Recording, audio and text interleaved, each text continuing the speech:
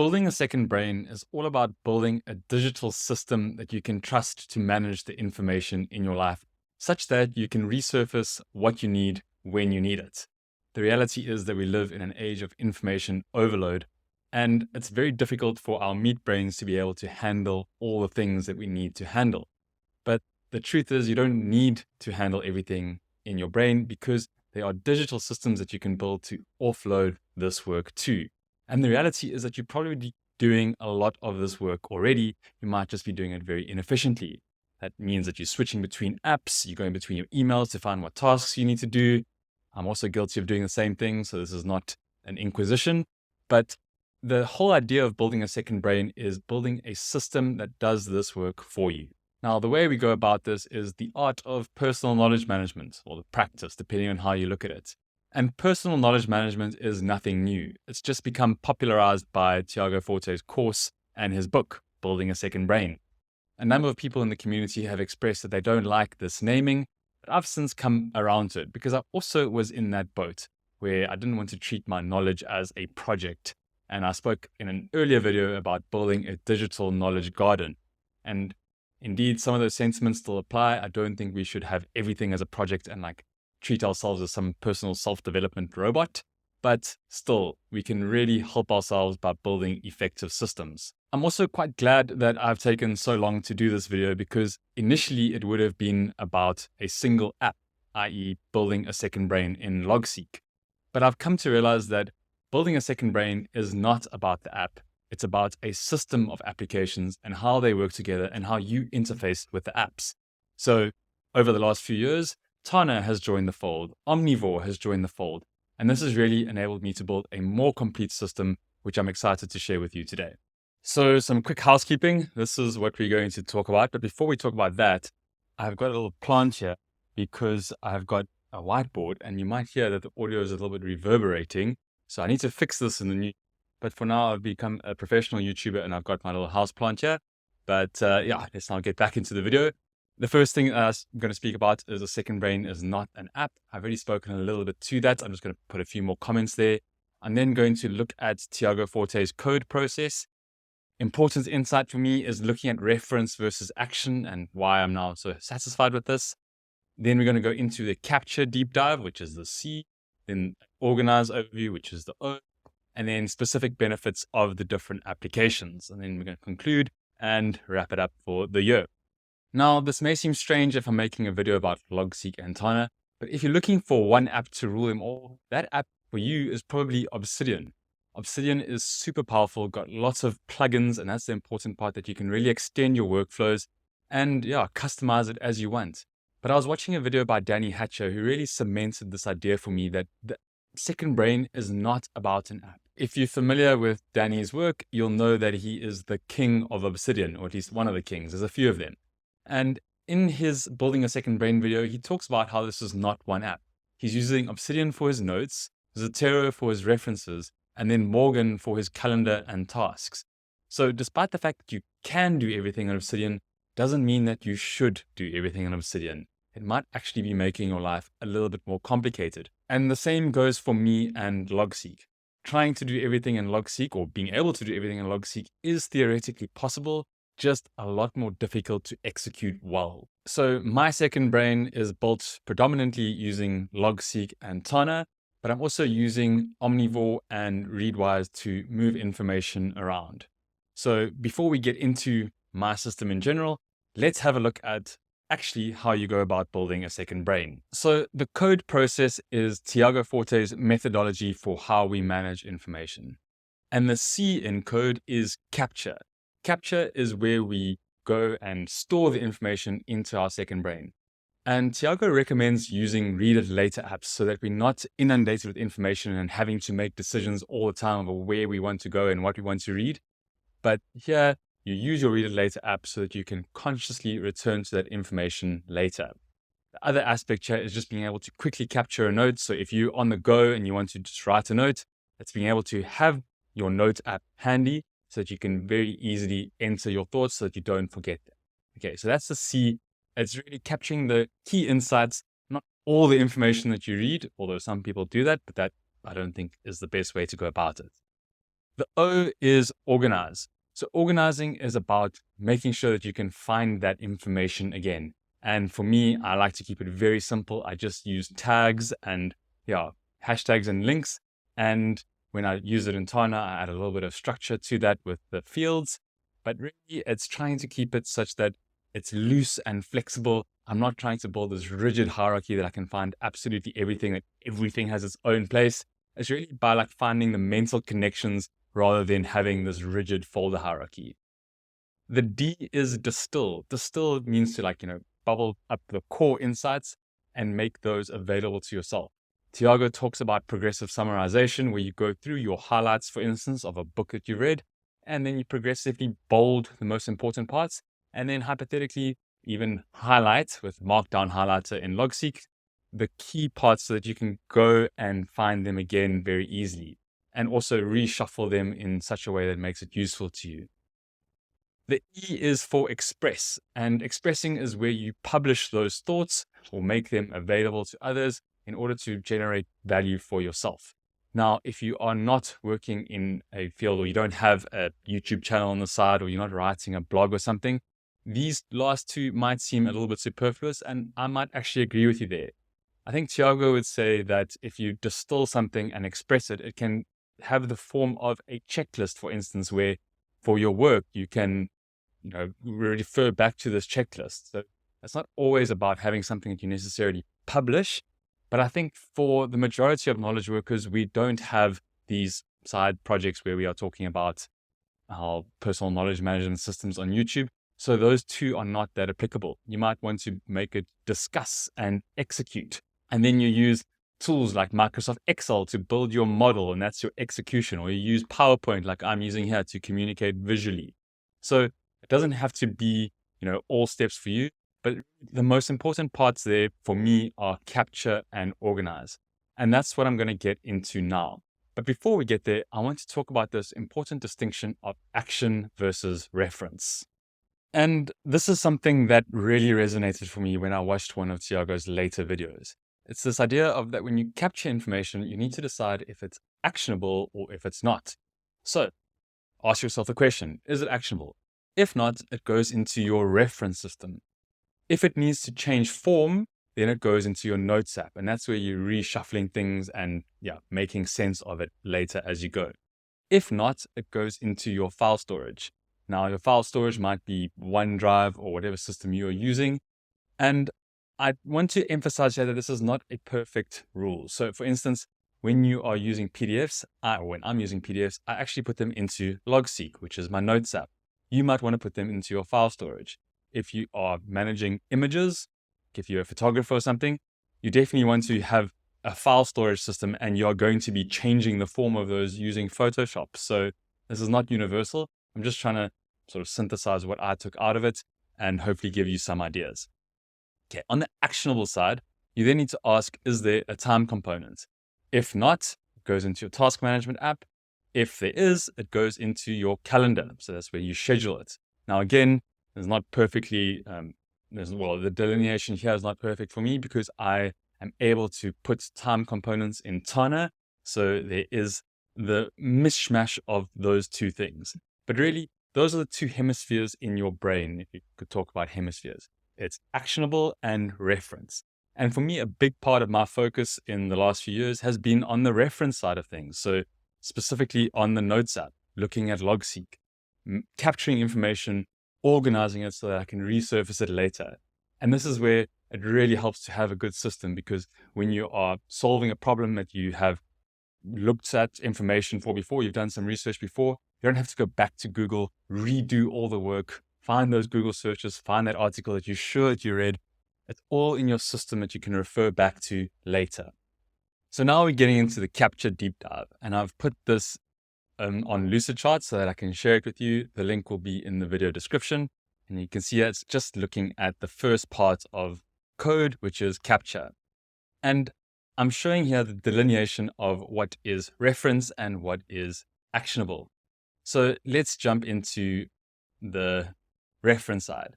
The first part is personal writing. And I talk about this in my course, but I actually think about capture in 4 things. The other one there is the external inputs. That is the fourth thing. So the first one is free form thinking and writing. So basically, if I'm doing interstitial journaling, bullet journaling, or if I'm just taking observations as I go, like a quick thought, I put that into Logseq, into my daily journals. Why is this Tana logo there? Well, when I'm on the go, I think Tana has got an excellent capture app. So I just quickly record a voice note and transcribe it, which I've spoken about in another video. So sometimes I use Tana as an intermediary, but everything still goes into Logseq. The second point here is project-based thinking and writing. So if I've got meeting notes, a project scratchpad where I'm like just talking about different ideas and fleshing things out, that also goes into Logseq. Also, starting point, daily journals. Then building a reference bank, so documentation or helpful snippets to remember, that also goes into Logseq daily journal. And sometimes that is also using screenshots. But here we see these external inputs. Let's go here. I've actually got a screenshot there which shows that I use Snagit. So I do use Snagit, which is a screen capture tool, but it still goes into Logseq. So building a reference bank, some documentation, I can take the text, I can copy and paste that into Logseq, or I can just take a screenshot and paste the screenshot into Logseq too.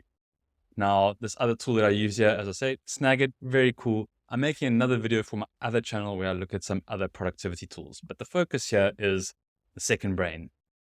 Then for other external inputs, so Chrome or your internet bookmarks and Twitter, I manually add these to Omnivore. So Omnivore is a read it later app. A lot of people use Readwise's Reader. I don't really like Reader because it exports everything as a page, and I like to have my pages reserved for higher levels of information. So you can see here, I've got this Omnivore, browser extension, and I can just quickly click that or say share to Omnivore, and then it goes into Omnivore. I then read Omnivore or read in Omnivore, which has its own app, and then I import that into an Omnivore import page in Logseq. Okay, I've forgotten to speak about these 2 points. All my email newsletters and Substack recommendations, etc., also automatically go into Omnivore. So everything is fed there. My inbox is very clean. It's all available for me when I want to read in Omnivore. And I find that I don't read as much as I used to. I don't feel like the pressure to read because I've really enjoyed picking up physical books again and focusing on that for my reading. Okay, the next 2 things here are podcasts. So this is using the Snipped application. Snipped allows you to capture recordings of the podcast and it gives you the transcription. I then export that and put it into Logseq. Again, I don't do it as much as I used to, so that's why it's not a big focus of my workflow. And then PDFs get uploaded into my daily journals as well. So just /upload, in goes the PDF. But you can see here that a PDF gets its own annotations HLS page, and that goes into a separate page in Logseq. So that means that when I want to look for annotations, they are available in that HLS page. Logseq does that automatically. I don't have to worry about that. The next part here is my Kindle highlights. So when I do annotations on Kindle, it goes into Readwise, and Readwise then exports that into a separate page. Now, for a book, I don't really mind because then there's a lot of information that goes in there and then I can reshuffle it. But for every article that I read, if I've got like one little highlight or whatever, I don't want that to get a separate page. It must just go into the journal. So again, this is where I like having this daily journal first workflow.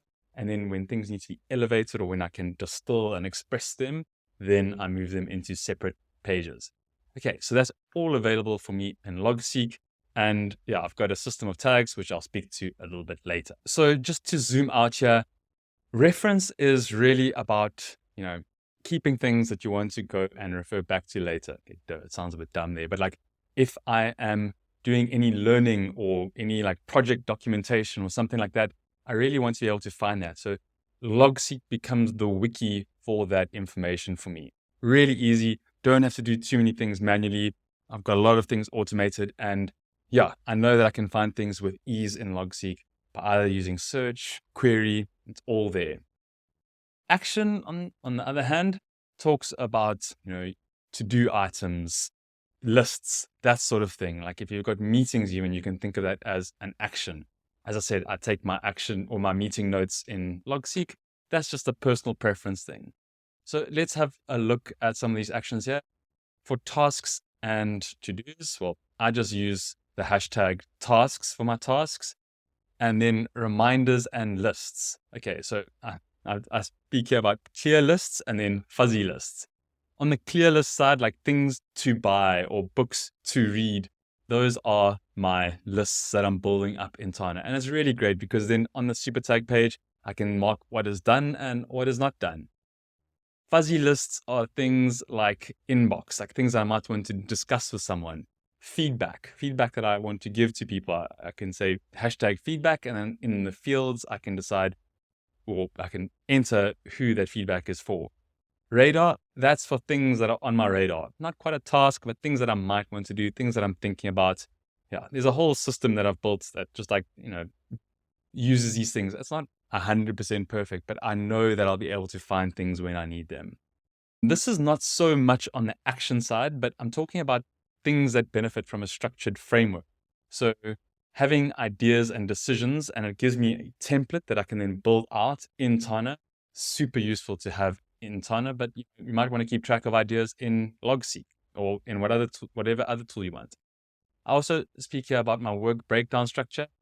All my project management happens in Tana because I'm tracking tasks in Tana. So it just makes sense to have everything, leveled up at that hierarchy. So it all goes into Tana, and I know exactly where it is, and I can find it again by using the super tags. Tana's also got very good queries and a very good search. So on the capture side, that's really the high level of what's happening for me. As I say, I'm also using Tana Capture app and then moving things from my inbox into Logseq for long-term storage. We're now talking about Organize, and there is so much that can be said about Organize. This is really, I think, where like a lot of my personal work has gone into figuring out what works for me. And that's the sort of thing that I share in the courses. But for now, I just want to talk about this idea of para. If you're familiar with building a second brain, then you would have heard of para. I receive a lot of questions. How do I implement para in Logseq? I'm going to speak to that now. So para is the organizational acronym for building a second brain. So when you want to organize something, Tiago talks about organizing for actionability. And it's these four things: projects, areas, resources, and archives. Projects are things that have a due date and a clear goal outcome. Areas are things with ongoing responsibility. So let's think of a project. So release this video could be a project, but it might be, a project deliverable at work. There's a clear deliverable. Areas are things like finance, where it's like ongoing responsibilities. It never closes off. Resources can be, your books that you're reading, journal articles, PDFs, all of those things could be resources. Archives, that is things that, or projects that, or maybe areas that are no longer active, and therefore you don't need to actively manage them. This was built with that typical hierarchical folder structure in mind. Nonetheless, it's still helpful to use this breakdown when you are thinking about how you might want to structure your system, but you don't have to use this hierarchy rigidly. The beauty about modern apps is they have powerful linking and searching capabilities. And both Logseq with properties and Tana with fields give you a lot of power and flexibility to add metadata in order to slice and dice your information up in different ways. Okay, so as I said, it's probably not the best idea to try and implement this folder structure rigidly, but you can take some of the lessons. What are some of these high-level tips? Well, for projects, I would say use page properties. So you could use namespaces, but it's not my preference. I'm moving away from namespaces for organization because that's quite rigid and hierarchical, and I find it's not easy to reorient things later on. So in general, I'm moving away from them. So for Tana, you could just use the hashtag project, and that creates a database essentially of all your projects. For areas, Tana, it's the exact same thing. Logseq, also the exact same thing. So you might want to say, have an area of finance, and then I could say, this is a type area. So the type would be the property, and then I would use area as the value for that property. That's just one way of doing it. For resources, when I input things into Logseq, I'm using templates that use block properties, although when it's a book, it uses page properties. So that's really how I add the metadata. I'm not going in adding hashtag book, hashtag author, hashtag topic. It's all in properties so that it's systematized and beautiful. And then Tana, you could hypothetically have a hashtag resources super tag that gets extended into your books, your movies, whatever it is that you are referencing. Again, archive, this is more appropriate for folders. When you have a folder structure in OneDrive or Google Drive, for instance. But for Logseq or Tana, you could use a status field or properties in order to map this. Again, this is just a very quick summary. There's lots of other videos which break this down. If you're looking for much more detail, I would suggest that you look at the courses because there is a lot more detail on how to organize in both Logseq and Tana. So zooming out one more time, I just want to have a quick look at the 4 tools that I have in this capture workflow. And it's Omnivore, Readwise, Logseq, and Tana. So I quickly want to highlight the major benefits of these different applications. So Logseq is still the first lover in some senses, and it is open source and free, which is a huge win for a lot of people. It's also available offline, so it works on local files, and that should probably be added there. It's a true outliner, so it's super easy to move things around, great for distilling ideas and just reshuffling. Everything, or all my scripts are still done in Logseq. It's super easy.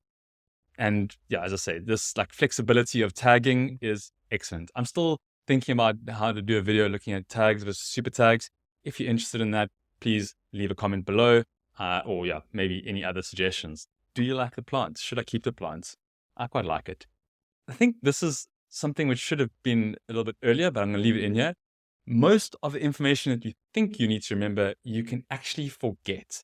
And this is the beauty of Logseq, because it just goes in there and it doesn't need to have a super tag and be well structured or whatever. You don't need to handle everything. If you just have one concept tag or a backlink that you can find that information again, that's all you need. I've got the metadata approach, the one where I systematize my properties, and I'll link to a video there. That's just a way to make sure that I've got as much detail as I can. So that if I'm looking for a video by this person, I can triangulate and find that information super easily using filters. Okay, my next love is definitely Tana. I really enjoy Tana. The quick capture UI is awesome. Just quickly getting something from my phone, the AI transcription using Whisper API, excellent.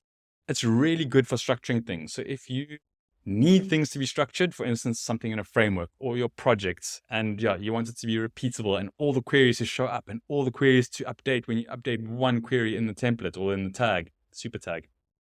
Tana is great for that. Highly, highly recommend. I've spoken a little bit about this powerful AI integration. They are working a lot on that. They really want this to be like an all-in-one workspace for a company, and I can see how they are going to be a major challenger to Notion in the future.